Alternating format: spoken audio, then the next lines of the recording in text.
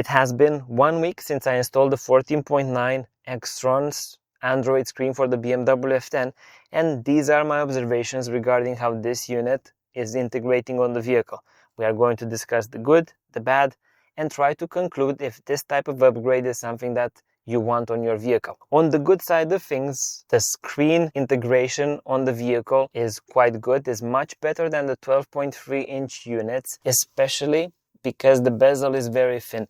The 12.3-inch units are narrower and taller, and the image seems to be much smaller, and in my opinion this screen sits better in the vehicle. Image quality, image brightness is better improved with the software from XTRONs.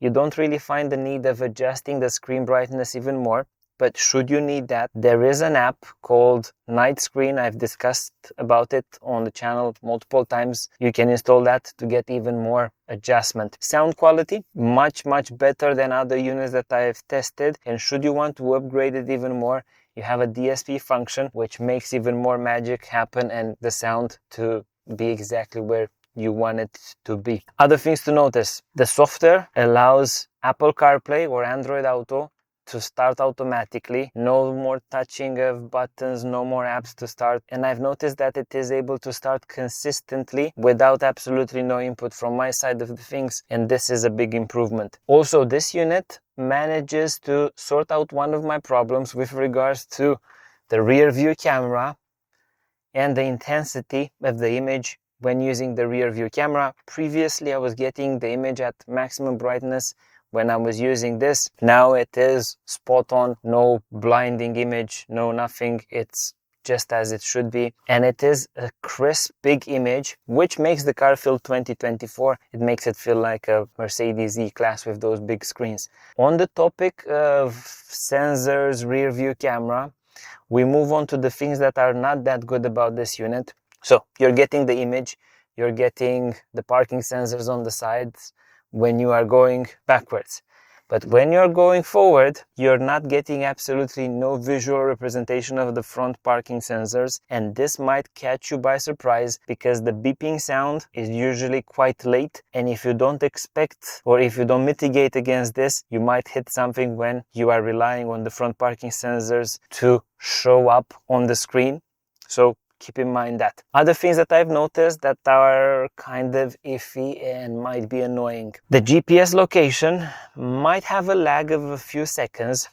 I've noticed it especially when going past speed cameras. So it's a 0.1 of a mile, a few meters delay. It is noticeable if you are in a roundabout and you try to navigate based on the screen graphics. It might catch you by surprise, but none of them are deal breakers.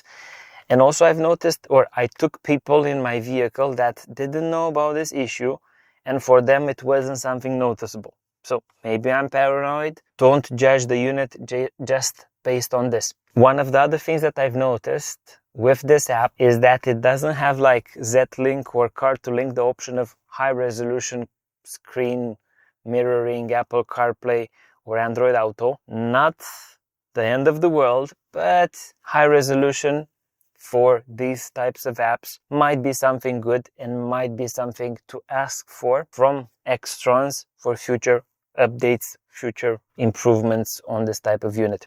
If we try to summarize this product, although it isn't a perfect product, the advantages that it brings and the improvement to your use of the vehicle and of the content that you're consuming far outweigh the disadvantages and the struggles that you will need to go through to perfect this unit. You get the support from XTRONs, which are quite nice and offer local support. You get fast delivery, warranty, and you get product that is well integrated with many vehicles. Links to this product will be available in the description. Links to the tools that I've used to install the product are again available in the description. Should you want to learn more about tips and tricks, this video might help, and also this video over here might also be useful. Thank you for watching and see you in the next one.